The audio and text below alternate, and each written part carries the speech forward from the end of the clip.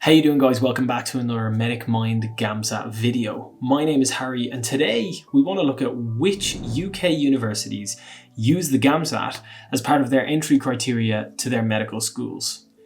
Now, as many of you may already know, there are both graduate and undergraduate medicine programs, and there are actually both in the UK in certain cases that will accept the GAMSAT to get into their program in some shape or form.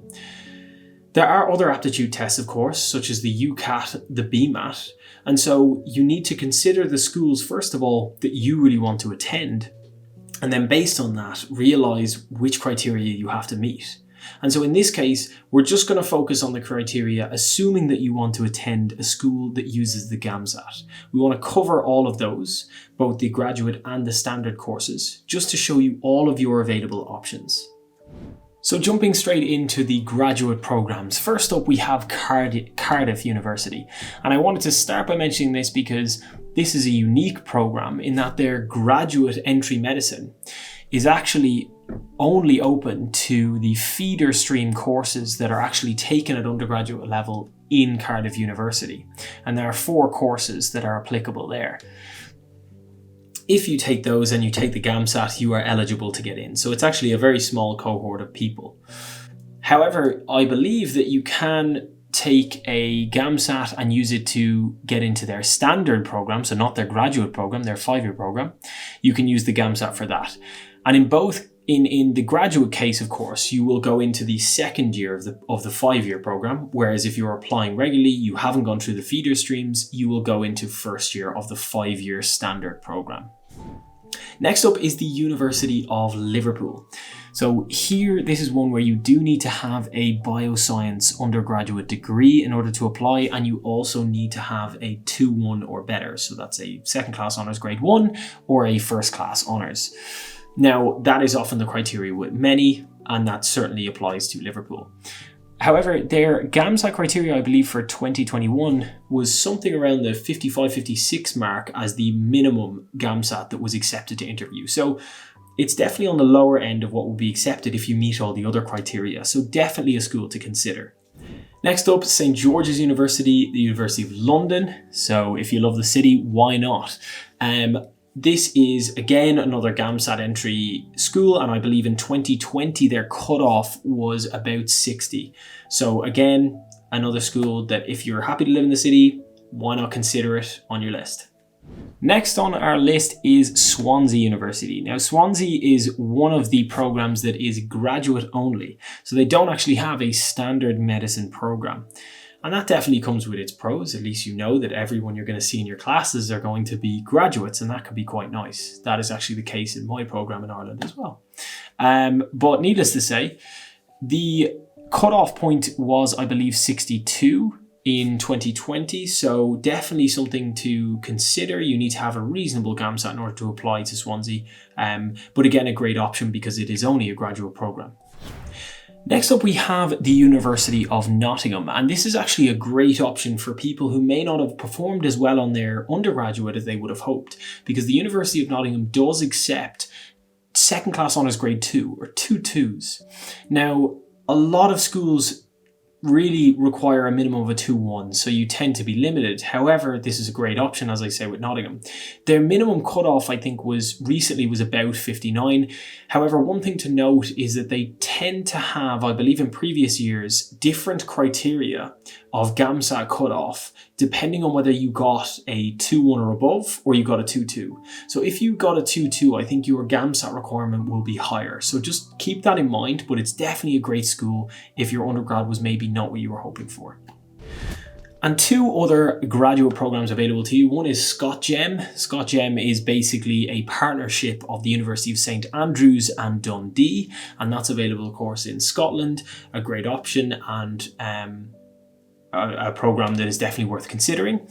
And the other one is the University of Ulster. So the University of Ulster is actually based in Belfast in Northern Ireland, and actually took its first cohort of students in August of 2021. So this is their first year going through the medical program, which is really exciting. One other thing to note about Ulster is that I believe, now I'm not sure if this will stay the same, but their fees were significantly lower than any other graduate medical course across the UK and Ireland. So it is definitely worth considering, particularly from a financial perspective. That course is very, very reasonable. Whether that will stay the same, I don't know, but certainly their criteria could well be very variable because it is a new medical school. Now, moving on to some of the standard courses that are available to you. And you might be someone who is fixated on graduate medicine, but do realise that there are plenty of people that apply through UCAS every year that don't get accepted onto grad programs, but actually do get accepted into the same university's standard program. So it's definitely something that's worth considering.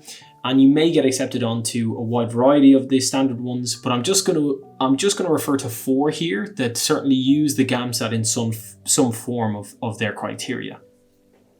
So the first 2 schools I want to mention is Keele University and the University of Sunderland.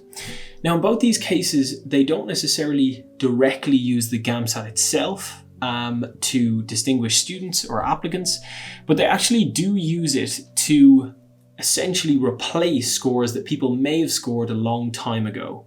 And this applies to particularly your A-levels and your GCSEs. So as many of you will know, if you have applied to UCAS, you will see that some schools look all the way back your academic records through to your GCSEs and your A-levels, which for some people applying can be 10 plus years ago. And so how relevant are those scores? It's tough to say, but these are what the schools require. And so in this case, these schools, Keele and Sunderland, will actually use your GAMSAT to, if it's a significant score, to replace those. And so they will no longer take your A-levels, etc. into consideration. And this is really useful for those of you who maybe have previous academic scores that aren't as high as you would like.